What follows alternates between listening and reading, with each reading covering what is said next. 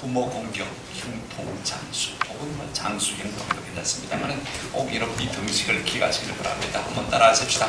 부모 공경, 흉통, 장수. 성경은 이 공식을 계속해서 우리에게 말씀해주고 있습니다. 어버이 주일입니다. 지금 봄이지 않습니까? 봄 지나면 뭐가 오죠? 여름이요. 여름이 가면 가을, 가을이 가면 겨울이요. 또다시 봄이 오고. 이것이 자연 법칙입니다. 물은요, 0도씨에서 흐르고 백도가 되면 어떻게 합니까? 끓습니다. 이게 자연 법칙이에요. 그런데 여러분, 자연 법칙보다도 훨씬 더 확실한 것이 있습니다. 하나님께서 주신 도덕적인 법칙, 영적인 법칙인 것입니다. 여러분, 부모 공경, 여기 하나님께서는요, 인간이 얼마나 이것을 어려워하고 힘들어하는 것을 알기 때문에 덤으로 우리에게 주는 특별한 축복이 있습니다. 뭐와 무엇이라고요? 형통과 장수의 복이다. 여러분, 설교 들으시고 이거 하나만 기억하셔도 괜찮을 것 같아요. 우리가 다른 것 아무리 잘한다고 할지라도 이건 안 되면요, 인생은 새는 바가지입니다. 이거 아시나요?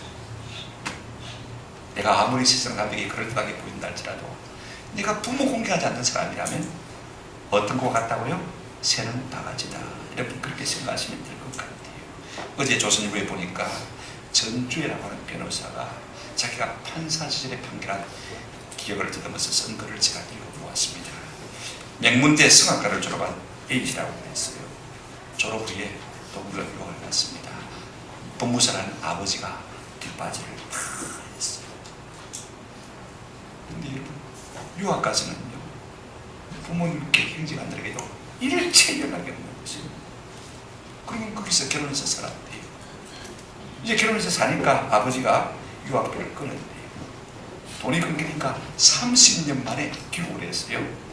그 다음에 아버지에게 더 이상 경제적인 지원을 하지 않는다고 소송을 걸었습니다. 부양료 청구 소송입니다. 누가 누구를 부양해야 되는 것입니까? 자녀가 부모를 부양해야 되는데 50 중반이 넘은 사람이 80이 넘은 아버지에게 부양료 청구 소송을 내는 거예요. 아버지가 집이 있어서 내가 기초생활수급자가 되지 못해서 몸이 아파서 돈도 벌지 못하고 한 달에 약값이 수십만 원 드는데 아직도 아버지는 수입이 있고 재산이 있으니까 아버지 집에서 살게 해주고 월 생활비 200만 원 추가로 드는 병원비는 아버지가 책임을 져야 한다는 주장이었습니다. 여러분, 이 판사가 어떻게 판결을 했을까요? 이 사람의 손을 들어주었을까요? 여러분 생각해 보세요. 이런 기가 찬 일들이요, 신문에나 나 있지만 사실은 우리 주변에 참 많이 있는 것을 볼 수가 있습니다. 어떻게 인간으로서 이럴 수가 있을까 하는 생각이 우리가 들지 않습니까? 이런 시대에 우리가 살면서 어떻게 부모 공경과 혀를 느낄 것인지를 오늘 우리 주님의 말씀을 통해서 좀 마음속에 새겼으면 좋겠습니다. 우리 주님은 주권자입니다. 어떤 분이 주권자를 이렇게 설명했더라고요. 주권자는 절대적 고요를 생성할 수 있는 자, 모든 소음을 제거할 수 있는 자, 모두를 일거에 침묵시킬 수 있는 자가 주권자다. 여러분, 세상에는 그런 게 없습니다. 우리 하나님께서만이 우리의 모든 잡다한 생각들을 다 일거에 묵살시키시고 침묵시키시고 바른 진리를 세우실 수 있는 하나님이신 줄로 믿습니다. 이제 우리가 그분의 말씀을 좀 들었으면 참 좋겠습니다. 우리가 잘 아는 말씀이잖아요. 오늘 말씀은 쉽게 우리에게 이렇게 말씀하고 있습니다. 부모 공경이야말로 인륜의 첫 계명이다. 이걸 말씀하고 있습니다. 하나님께서 자기 백성을 애굽에서 불러내시고 이제 광야 시내산에서 그들과 언약을 세우기 시작한 것을 볼 수가 있습니다. 어떤 언약입니까? 하나님이 이스라엘 백성들에게 하나님이 되어지고 이스라엘 백성들은 내 백성이 될 것이라는 그런 언약이 있는 것입니다. 그런데 여러분, 이 언약의 내용이 어떤 것이냐면 우리가 간단히 말하면 십계명이, 여러분 이제 퀴즈대가 앞에 남아 있습니다만은요, 십계명이 성경에 어디 나옵니까? 찬송가 뒤에 나옵니까? 예, 출애굽기 20장, 신명기 5장에 나와 있습니다.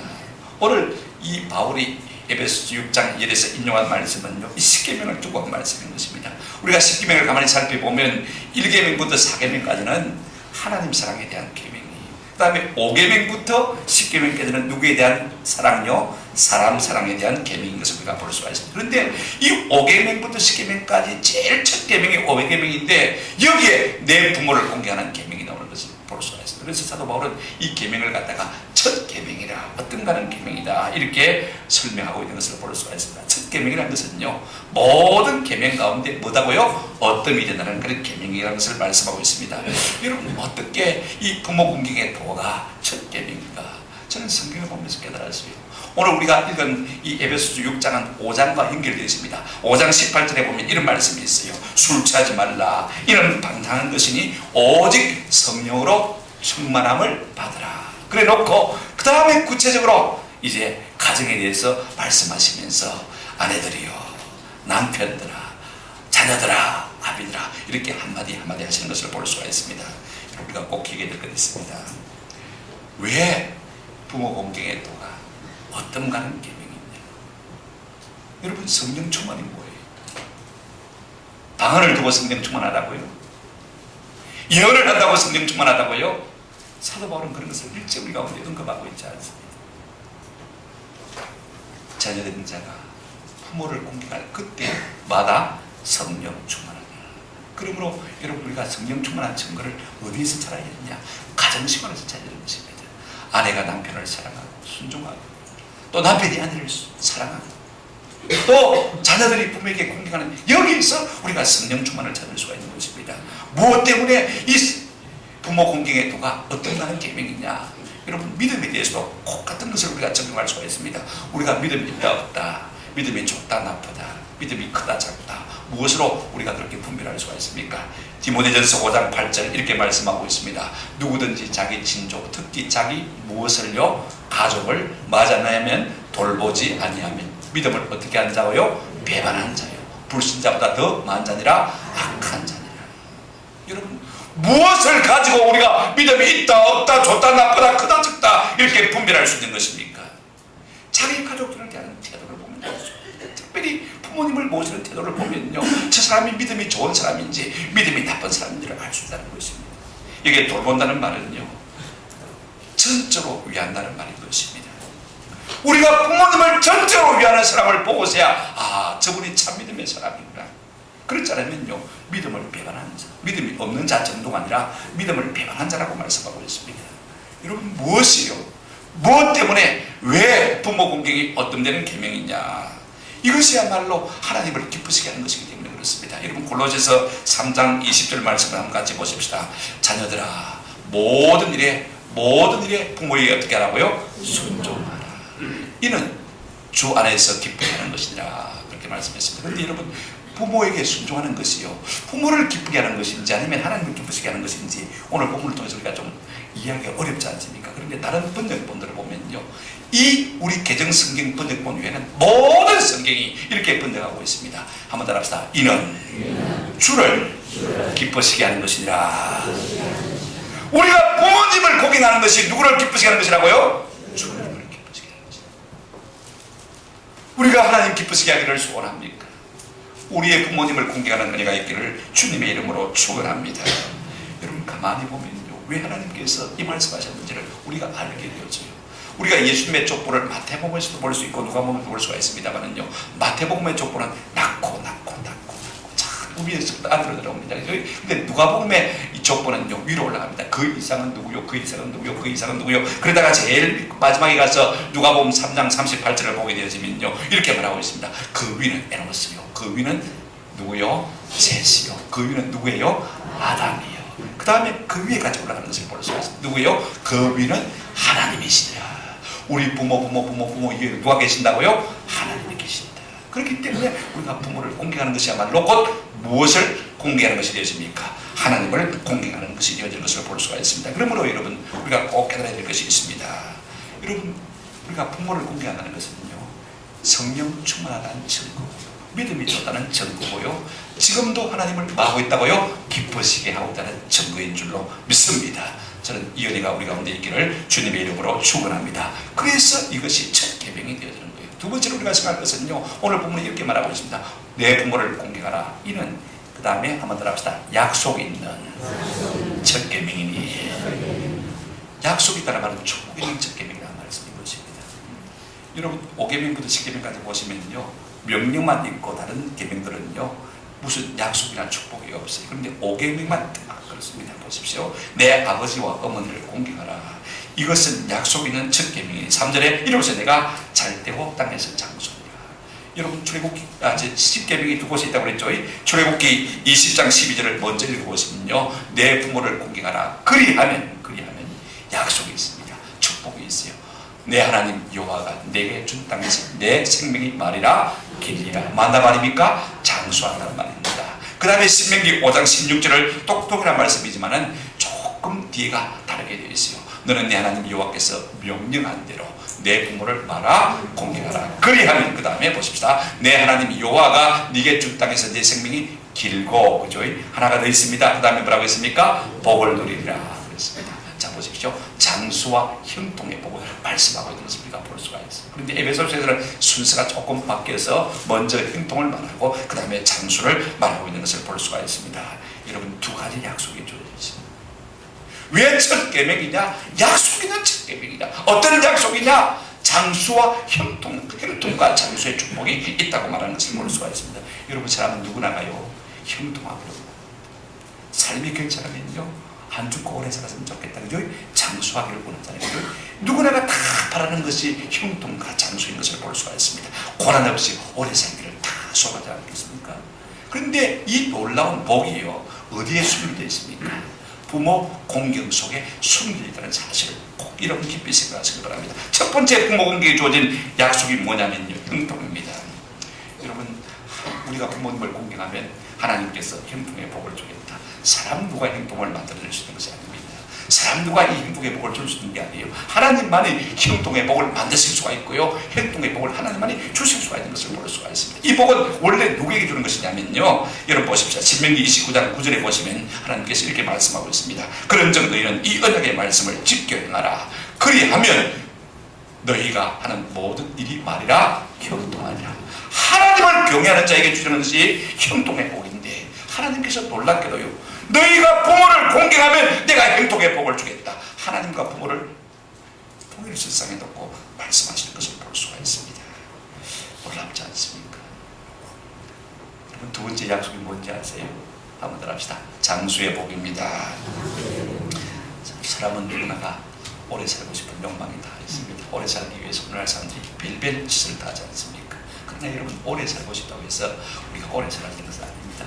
뭐 운동을 열심히 한다고 했어요, 약을 좋은 약을 먹는다고 해서 오래 살아야 되는 것은 아닙니다. 생명은 누구에게 있습니까? 하나님께 있습니다. 장수의 복은 누가 주시느냐면요, 자, 여러분 잠언 보십시다. 10장 27절 이렇게 말씀하고 있습니다. 부분만 같이 읽어보실까요? 시작. 여호와를 경외하면 많으리라 장수하리라. 그러나 악인의 수명은 짧아진다고 했습니다. 여러분, 장수의 복이 어디서 나오냐면 하나님을 경외할 때 장수의 복을 주시는 것인데요, 오늘 본문에 보시면요, 우리가 부모님을 공경할 때 주시는 복이 뭐라고요? 내가 땅에서 오래 살고 내 생명이 말이라 길리라. 잠언 22장 4절에도 하나님께서 어떤 사람에게 장수의 복을 주십니까? 겸손과 여호와를 경외함의 보상은 뭐라고요? 재물과 영광과 생명입니다. 생명이 하나님 경외함 속에 감춰져 있는 것을 우리가 볼 수가 있습니다. 그런데 여러분, 이렇게 하나님을 경외하는 자에게 주시는 이 장수의 복을 누구에게도 주시겠다고요? 부모를 공경하는 자에게도 주시겠다. 그만큼 하나님께서 우리 부모를 갖다가 하나님과 같은 레벨에 놓고 지금 말씀하시는 것을 볼 수가 있어요. 여러분, 결론은 그것입니다. 그러므로 부모는요, 애물단지가 아닙니다. 한번 더 합시다. 부모님은 보물단지입니다. 우리가 좋아하는 이 형통과 장수의 복이 어디에 숨겨져 있습니까? 부모님 속에 숨겨져 있거든요. 이 부모님을 모시고 살아갈 때 우리가 형통과 장수의 복을 누리는 것입니다. 제가 어제 조그만 글을 갖다가 페이스북에 올렸더니 제 선배 목사님, 저 인도네시아에 계신 목사님이 그걸 보고, 저 목사는 어머님이 아직 살아계셔서 좋겠다, 부럽다, 눈물 났다, 그렇게 답을. 돌아가시고 없는 부모님, 자녀들의 마음은 애달기 거지없는 것을 볼 수가 있습니다. 돌아가시고 나서야 사람들이 비로소 철이 드는 것 같아요. 여러분, 우리가 모두가 이 땅을 살면서 형통과 장수의 복을 누리고 살면 얼마나 좋겠습니까? 그럼에도 불구하고 오늘 많은 사람들이 여전히 부모님을 애물단지로 생각하는 것을 볼 수가 있습니다. 제 선배 목사님이 저 울산에서 요양병원을 운영하고 계십니다. 사회사업을 참 많이 하시는 분인데, 그 목사님께서 그를 페이스북에 올려놨을 때 제가 그대로 여러분에게 읽어드리겠습니다. 세 가지 이야기가 있는데, 첫 번째 이야기입니다. 김모 할머니라고 하는 분이 방안에서 왔는데 중풍과 치매로 자기 병원에 입원하셨대요. 무당인 큰딸이 1년 정도 병원비를 내놓고는 동생이 협력하지 않는다며 3년간 미납으로 있다가 장례식 때 부조받아서 입원비를 주겠다고 약속을 했습니다. 할머니가 돌아가시자 장례 마치고 청산하겠다고 해서 믿고 보냈습니다. 그런데 장례 이틀째 저녁에 경찰과 다른 가족들이 막 흥분해서 병원에 들이닥쳤습니다. 큰딸이 부조금을 몽땅 챙겨서 도망을 가버렸다는 것입니다.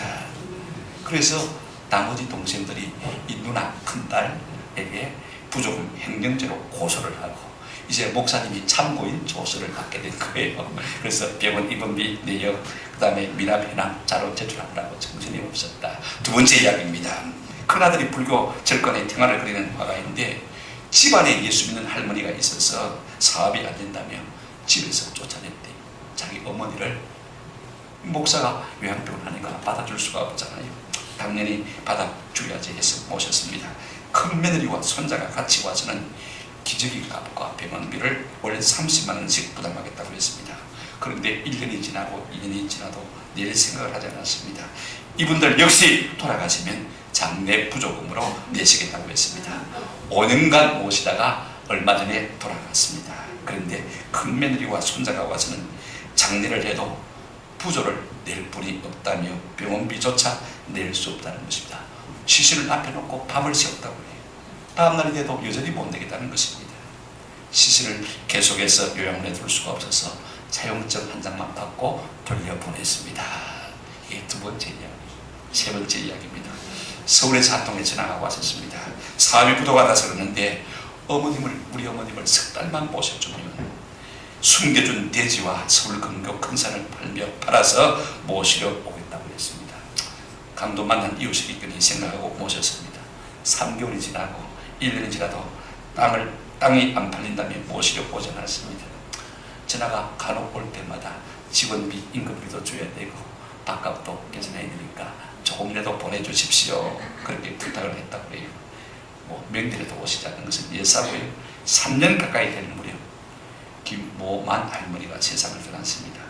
상태가 안 좋고 곧 임종할 수 있다고 해도 내려오지 않더니 돌아가셨다고 하니까 비로소 내려왔습니다. 그런데 돈이 없어 모시고 갈 수도 장례를 할 수도 없다고 하면서 시신 인수를 거절하는 것이었습니다.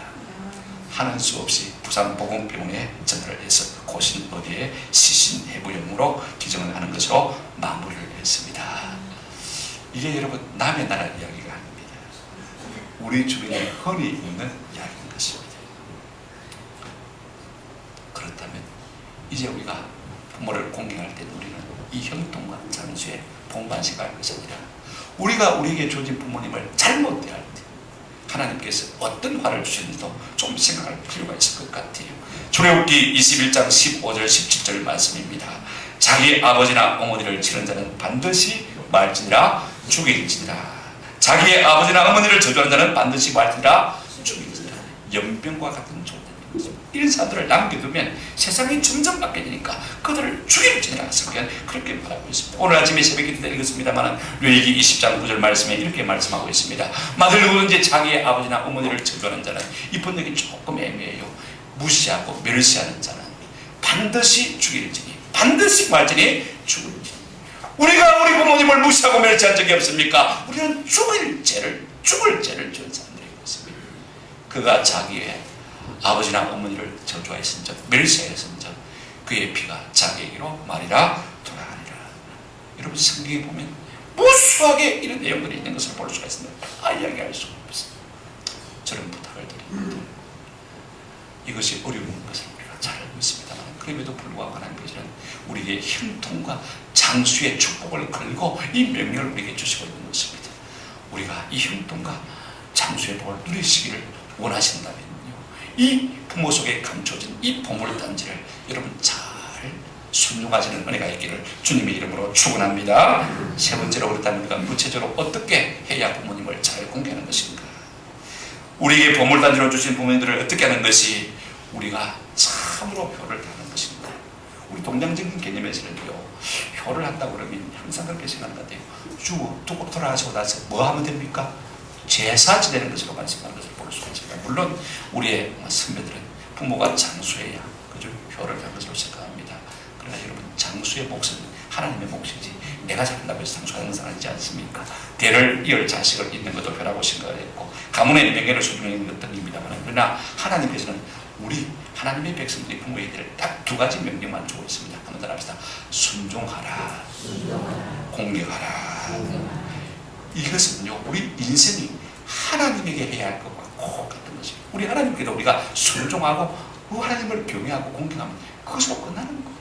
두 가지밖에 없습니다. 1절 보시길 바랍니다. 자녀들아, 주 안에서 너희 부모에게 순종하라. 이것이 마다 옳으니라. 순종이 무엇이에요? 그렇지 않은 사람 아무도 없죠. 모르는 사람 아무도 없죠.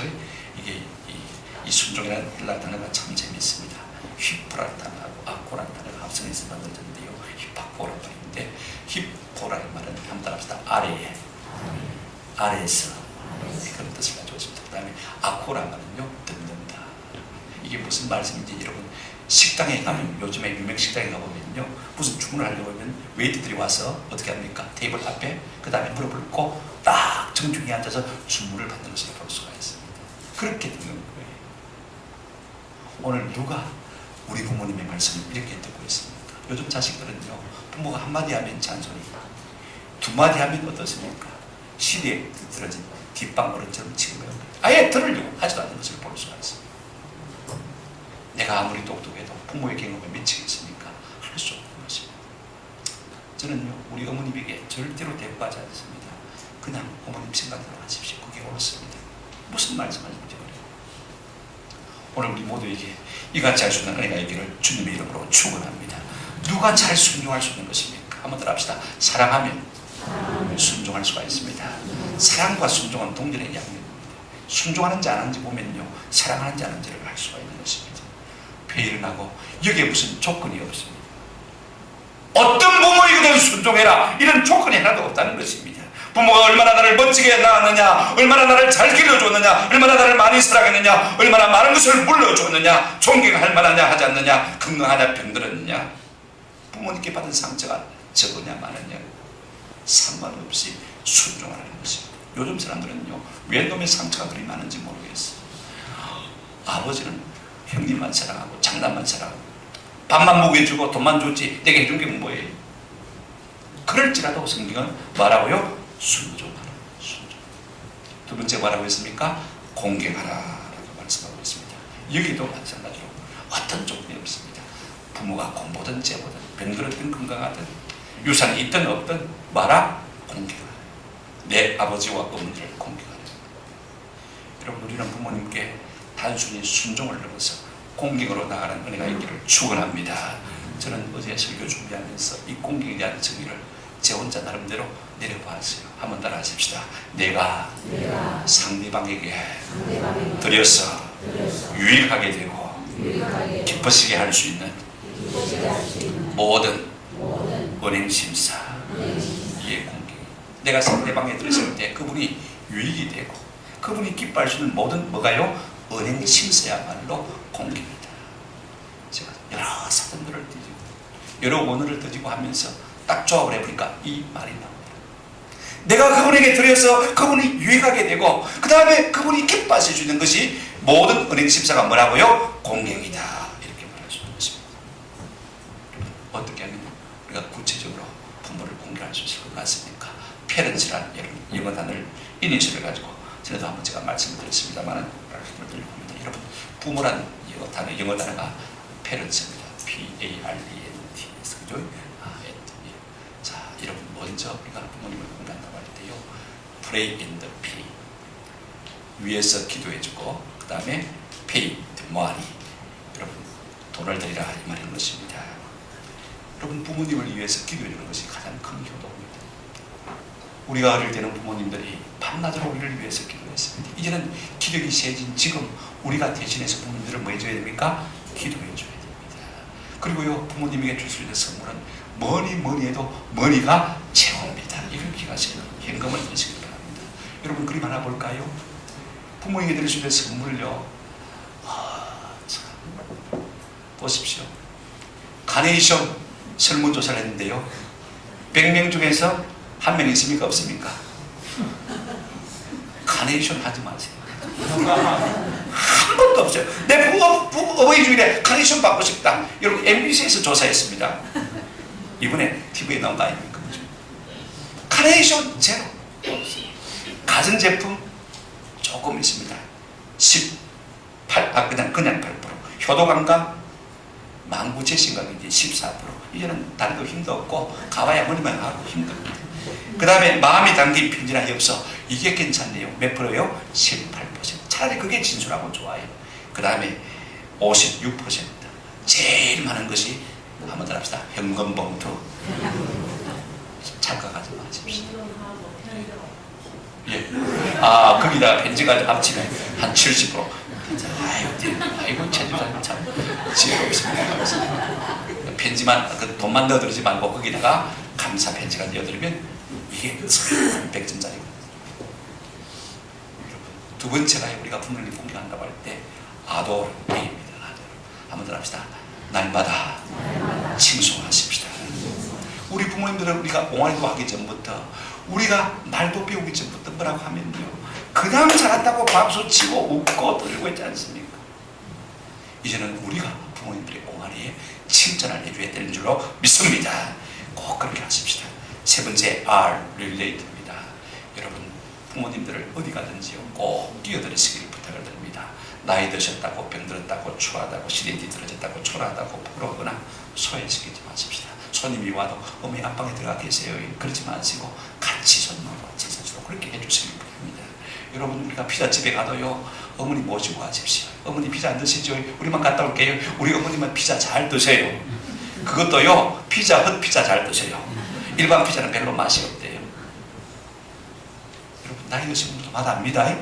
그러니까 갈 때 빼놓지 말고 꼭 끼어들시기 바랍니다. 대화할 때도 끼어들시기 바랍니다. 이 엔터테인입니다. 여러분 오감을 즐겁게 해드시길 바랍니다. 잠언 23장 25절에 내 부모를 즐겁게 하며 너나 어미를 기쁘게 하라. 우선 입을 즐겁게 해드려야 됩니다. 저는 잘 몰랐는데 옛날에 돌아가신 김천절주님이 제보고 말씀해 주셨어요. 70이 넘으면 뭘 좋아한다고요? 고기를 좋아한다. 소화를 하시겠나? 저는 걱정이 돼서 고기 사는 것이 부담스러운데 사실은 노인들은 다 고기를 좋아해요. 우리 어머니도 늘 고기를 좋아하셨는데 제가 돈을 많이 쓸까 싶어서 그래서 고기를 안 좋아한다고 말씀하신 거더라고 보니까요. 소고기 더 좋아하셨는데 그냥 삼겹살만 먹자 그러시더라고요. 여러분 하시면 눈을 즐겁게 되시길 바랍니다. 철저히 여러분만 구경 다니지 말고요. 부모님들 좀 모시고 하는 그런 거리가 있으면 참 좋겠습니다. 좋은 옷도 좋은 액세서리도 여러분 오감을 즐겁게 하면 향수도요 70 드셔도요 향수 좋아합니다. 젊은 사람만 향수 좋아하는 게 아니고 꼭 이렇습니다. 그 다음에 N입니다. 뉴트럴하는데요 어식주 문제 꼭 해결해 주시기 바랍니다. 방이 찬지 더운지 보일러 기름이 있는지 없는지 늘 항상 체크해요. 젊은 사람들은 좀 춥게 자도 괜찮아요. 그죠? 괜찮습니다. 그러나 나이 드신 분들은요 좀 따뜻하게 주무실 수 있게 해야 됩니다.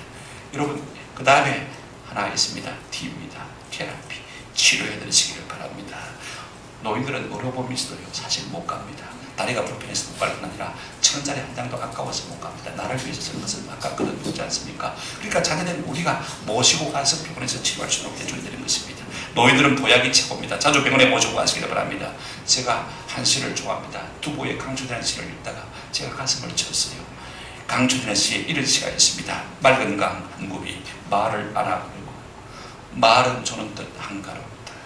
제비는 제멋대로 치마를 드나들고 쭉 중약하고 나는 병이 중에 그저 약이나 구해 먹었으면 할 뿐 보잘것없는 몸이 이 밖에 또 무엇을 구하냐.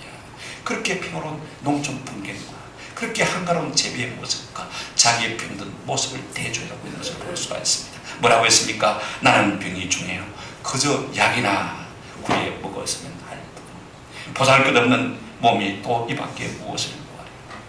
나이 들면요 병은 의지할 수밖에 없고 약 의지할 수밖에 없는 것입니다. 이거 좀 잘 챙겨드리는 그런 우리 자녀들이 됐으면 좋겠고, 일곱째, serve second, 계속해서 섬겨드리는 은혜가 있기를 주님의 이름으로 축원합니다. 저는 우리 교회의 말씀을 좀 적용하고 싶은데, 레위기 19장 32절 말씀입니다. 한번 같이 읽어보십시다. 시작. 너는 샘머리 앞에서 서서 노인의 얼굴을 공경하며 내 하나님을 경외하라. 나는 여호와이니라. 하나님께서 이상하게 샘머리 노인하고 동격으로 물을 놓고 있습니까? 내 하나님을 경외하라. 같은 라인에 딱 쓰고 있는 것을 볼 수 있습니다. 여러분, 우리가 어른들을 존경하는 것이 곧 하나님을 존경하는 것이 되어집니다. 그래서 하나님께서 이렇게 인을 쳐서 나는 여호와니라 그렇게 말씀하고 있는 것을 볼 수가 있습니다.